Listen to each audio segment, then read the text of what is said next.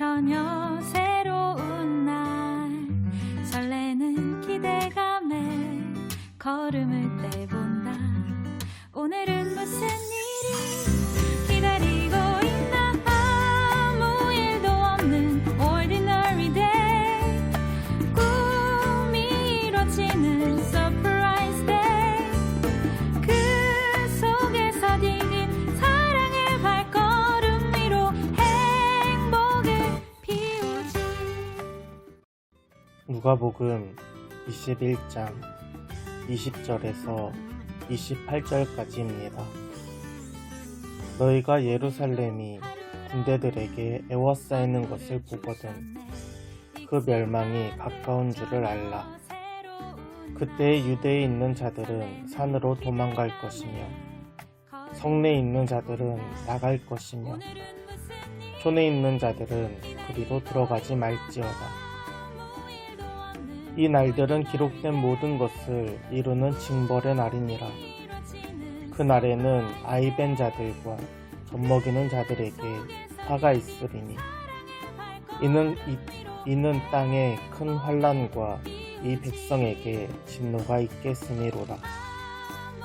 그들이 칼날에 죽임을 당하며 모든 이방에 사로잡혀 가겠고 예루살렘은 이방인의 때가 차기까지 이방인들에게 밟히리라. 1월 성실에는 징조가 있겠고 땅에서는 민족들이 바다와 파도의 성난 소리로 인하여 혼란 중에 곤고하리라. 사람들이 세상에 임할 일을 생각하고 두려워하므로 기절하리니 이는 하늘의 권능들이 흔들리겠습니다. 그때 사람들이 인자가 구름을 타고 능력과 큰 영광으로 오는 것을 보리라. 이런 일이 되기를 시작하거든 일어나 머리를 들라.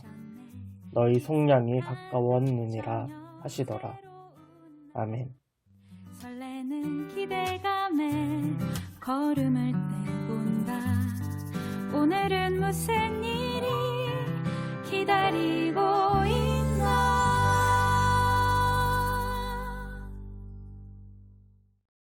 오늘도 주님과 함께하는 행복한 하루 되길 소원합니다. 우리는 지금 마지막 때를 살고 있습니다. 그러나 기억할 것은 우리가 살고 있는 오늘만 마지막 때가 아니라는 것입니다. 예수님께서 이 땅에 오신 때부터 이미 마지막 때가 시작되었습니다. 예수님께서 십자가에 죽으시고 부활하심으로 모든 사람에게 구원이 임하였습니다. 이제 구원받은 우리는 다시 오실 주님을 기다리며 마지막 때에 깨어 있어야 합니다. 어제 말씀에서 예수님께서 성전을 향하여 돌 하나도 돌 위에 남지 않고 무너질 것이다 라고 말씀하셨습니다. 이에 깜짝 놀란 제자들이 예수님에게 성전이 무너지는 날과 그 징조에 대해서 질문하였습니다. 오늘 말씀은 성전이 무너지고 유다민족이 멸망하는 이야기의 연장입니다.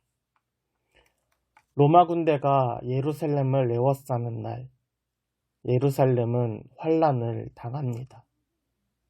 사람들은 산으로 도망치고 성읍에 있던 사람들은 흩어집니다. 군인들의 습격을 받는 날, 임산부와 갓난아기를 안고 있는 사람들은 활을 피하기 어렵습니다. 많은 사람들이 칼에 죽임을 당하고 포로로 끌려가며 유대민족은 세계로 흩어져 난민이 되었습니다. 하나님께서 아브라함의 자손 이스라엘과 유다민족을 택하신 것은 이 땅에 하나님 나라를 이루기 위함입니다. 유다민족은 모든 사람을 하나님께로 인도하기 위한 통로입니다. 그러나 이스라엘과 유다민족은 하나님을 버리고 우상 숭배에 빠져 통로의 역할을 감당하지 못하였습니다. 이를 위해 하나님께서는 선지자들을 통하여 끊임없이 경고하셨습니다.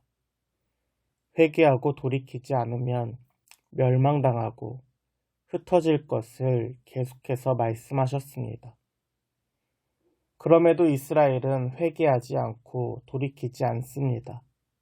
결국 아수르와 바벨론에 의해 북이스라엘과 남유다가 멸망당하였습니다. 그러나 하나님께서는 여전히 은혜를 베푸십니다. 포로들을 귀환시키고 예루살렘과 성전을 재건하게 하셨습니다. 유다 민족도 회개하고 하나님께로 돌이켜 말씀을 연구하면서 그 믿음을 회복하였습니다. 그러나 시간이 지나면서 처음 있던 그 마음은 식고 형식적인 삶이 되었습니다. 율법에 담긴 하나님의 말씀은 잊어버리고 율법에 대한 행위만 남아 있습니다. 하나님이 약속하신 메시아를 소망하지만 자기 입맛에 맞게 바꿔버립니다. 결국 예수님이 메시아로 이 땅에 오셨음에도 이를 인정하지 않고 결국 십자가에 못 박아 죽입니다. 이로 인해서 모든 사람이 구원을 얻었지만 유다 민족은 메시아를 죽인 사람들이 되었습니다. 오늘 말씀 25절과 26절입니다.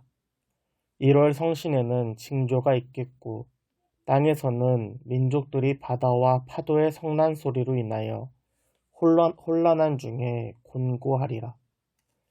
사람들이 세상에 임할 일을 생각하고 무서워함으로 기절하리니 이는 하늘의 권능들이 흔들리게 했음이라. 아멘. 하늘에 징조가 나타나고 땅에는 파도의 성난 소리로 민족이 혼란을 겪습니다. 사람들은 흔들리는 세상을 보며 무서워하고 기절하기에 이릅니다. 이러한 일들은 마지막 때에 일어나는 징조입니다. 그러나 우리가 기억할 것은 우리가 사는 오늘만이 마지막 때가 아니라는 것입니다. 예수님이 이 땅에 오신 이후부터가 이미 마지막 때입니다. 하늘의 징조와 파도의 성난 소리는 오랜 시간 나타나면서 우리에게 마지막 때임을 알려주고 있습니다. 이러한 징조를 보며 세상 사람들은 무서워하고 기절하며 혼란을 겪습니다. 그러나 구원받은 우리는 주님의 말씀을 기억해야 합니다. 오늘 본문 27절과 28절입니다. 그때의 사람들이 인자가 구름을 타고 능력과 큰 영광으로 오는 것을 보리라. 이런 일이 되기를 시작하거든 일어나 머리를 들라 너희 속량이 가까웠느니라 하시더라. 아멘. 이것은 예수님께서 다니엘 말씀을 인용하신 것입니다. 다니엘 7장 13절과 14절에 보면 내가 또 밤 환상 중에 보니 인자 같은 이가 하늘 구름을 타고 와서 옛적부터 항상 계신 이에게 나아가 그 앞으로 인도되매 그에게 권세와 영광과 나라를 주고 모든 백성과 나라들과 다른 언어를 말하는 모든 자들이 그를 섬기게 하였으니 그의 권세는 소멸되지 아니하는 영원한 권세요 그의 나라는 멸망하지 아니할 것이니라. 아멘. 다니엘이 환상 중에 보니 인자 같은 이가 구름을 타고 옛적부터 계신 이에게 나아갑니다.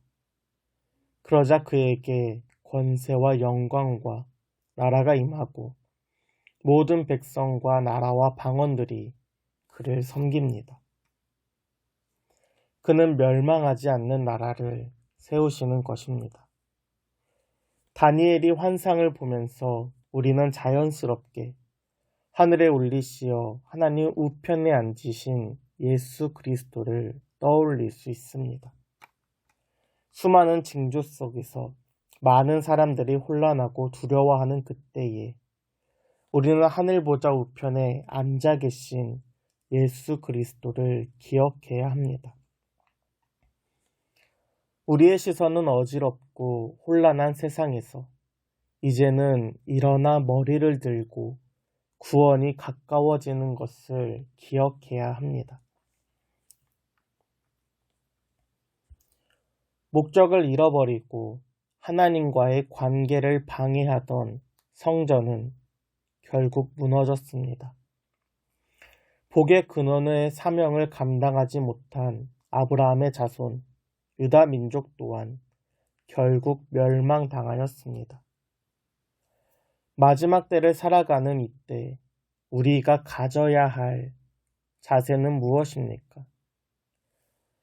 일어나 머리를 들고 하늘 우편에 계신 예수 그리스도를 바라보며 믿음으로 살아가는 저와 여러분 되길 소원합니다.